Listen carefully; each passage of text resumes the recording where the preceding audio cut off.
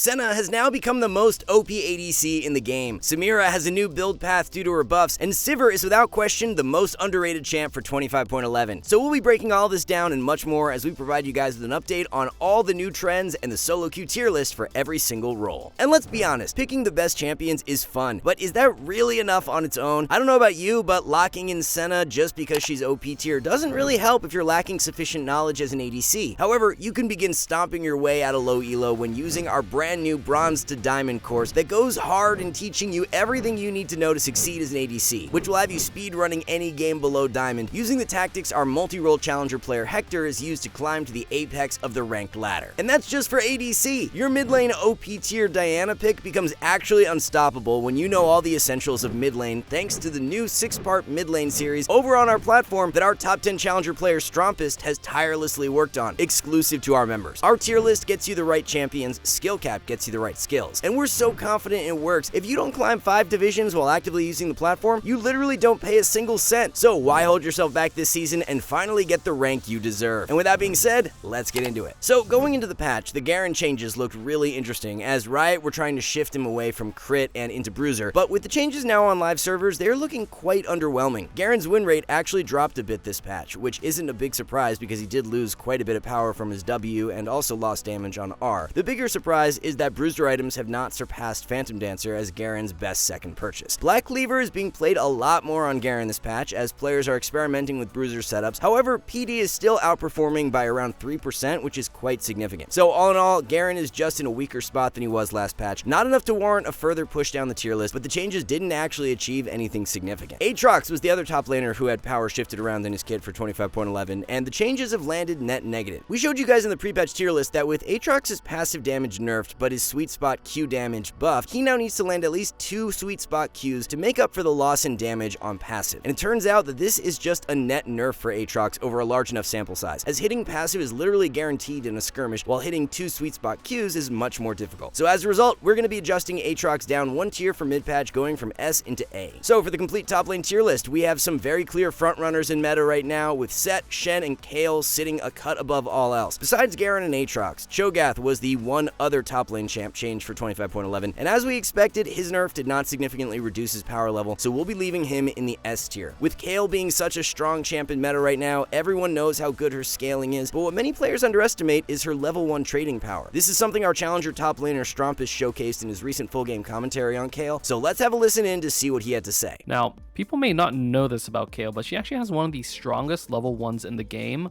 assuming you actually get to hit someone. Now, the thing about lethal tempo is this is really OP for like early on, later on as well, but especially like pre-6, Kayle, like you get 6% attack speed instead of 4% because you're a melee champion. So what I like to do here is I like to start E. You can go Doran's Blade, you can go Doran's Ring, and you kind of just want to fight the enemy top laner. So if I can find this guy before he gets to reach his wave, then I just win. So here I'm just going to fight this guy because I know I win. I'm going to pop my potion a little bit early. I'm going to use my E there. And then I have max stacks from my passive. And yeah, he's just dead. Can you imagine doing that to an Irelia as Kayle? Normally, no.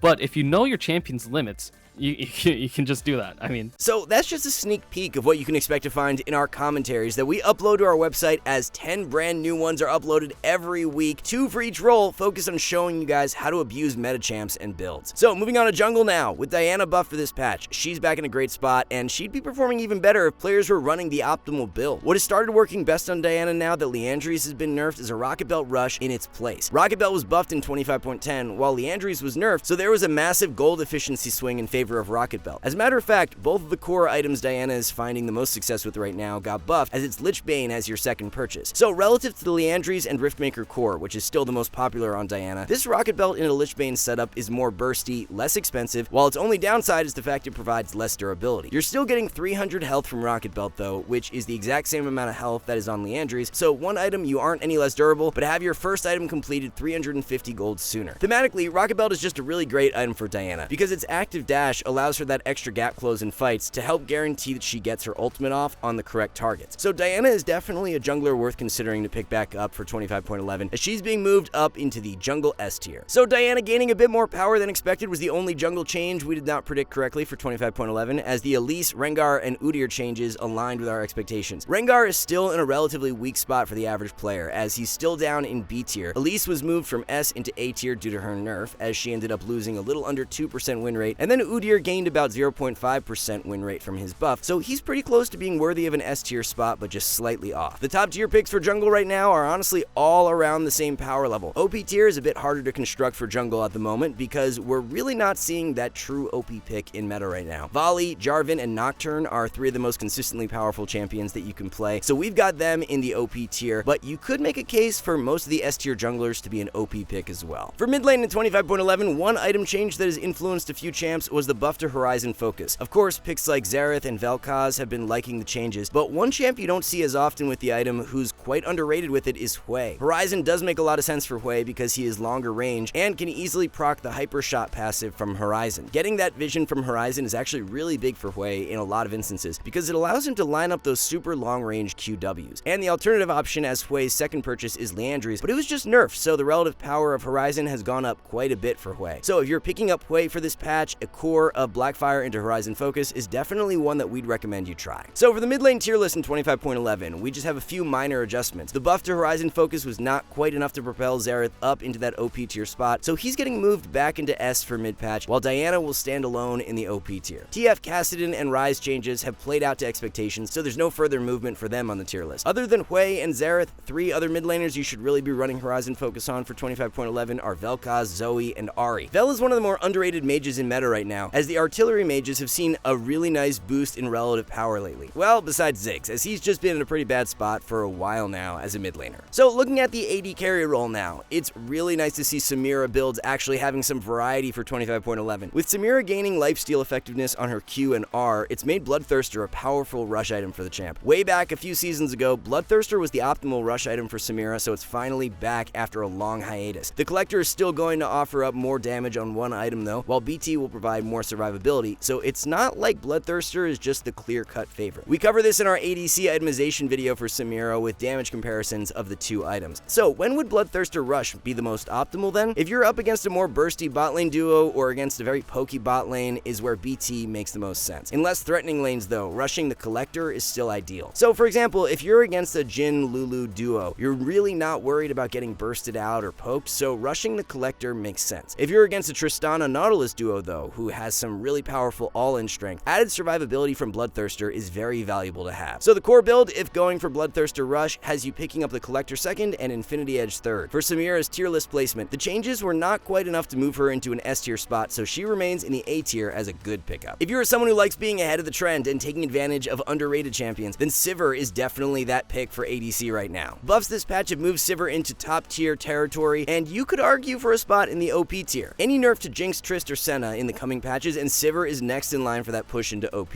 Definitely make sure you are running the optimal build for Sivir in 25.11. The most powerful 2-item core is Yuntal Wild Arrows with Infinity Edge, and we know this because of the breakdown in our ADC itemization course. This is actually the first patch where more players have caught on and have brought that build up to being the most played on Sivir. For the longest time, it was Essence Reaver with Flicker Blades as Sivir's most popular 2-item core, but as we found when making our ADC itemization guide, it's literally the weakest 2-item core for Sivir DPS-wise in the mid-game. So we have a new look to the ADC OP tier for 25.11 as Senna is moving up to join Jinx and Tristana. With Senna, it was just a matter of players figuring out the optimal build for her, and since then, she's been dominating solo queue. Shiv with Black Cleaver is proving to be an extremely powerful setup for Senna ADC, and you definitely want to be taking advantage of her while you can, because with how she's performing this patch, we're pretty confident a nerf is on the way for 25.12. Riot usually nerfs based on a combination of high win rate and high play rate, and right now, Senna has both of those, being the most played ADC, while her win rate across all ELO brackets is higher than everyone's besides Neela. So with Senna making her way into meta in a big way, it's Lucian who has dropped out. Lucian nerfs haven't completely destroyed him, but he's definitely much weaker than where he was in 25.10. The buff to Ashe's Q to where she can now stack it up on towers did absolutely nothing in regards to increasing her overall win rate. These kind of buffs seem like they should land somewhat impactful, but rarely actually do, so we are going to be moving Ashe back down into A tier for mid-patch. And then for Smolder, he actually did end up losing a bit more power than expected from his base stat changes, so he's being adjusted down one tier, going from S into A. So this patch was another uneventful one for support, as we didn't have a single support champ adjusted, which means there isn't any movement on the tier list. OP tier is going to stay the same, with Braum and Nami as two of the most powerful champs in meta. One thing worth noting is that even though Elise jungle ended up losing a good chunk of power from the nerf, support Elise is completely fine. Jungle ended up losing just under 2% win rate, while support has stayed neutral, which makes sense due to the nature of the nerf. It was Elise's passive AP ratio that got nerfed, and AP ratio nerfs are never as impactful for support champs due to the less gold income and inability to stack up a ton of items to take advantage of AP ratios. So Elise is going to remain in the S tier as one of the better pure carry supports despite the nerf. Alright guys, one last thing, our rank up guarantee is insane. It's like signing up for the gym and getting a refund if you don't get ripped. That's how confident we are in SkillCapped. We obsess over making the best guides with top players, rigorous testing, and top tier video editing to make your climb easy. If you're ready to level up, visit SkillCapped.com and see the difference. So that's going to be all for our 25.11 update on the solo queue tier list. Thank you all so much for watching. We'll see you in the next one.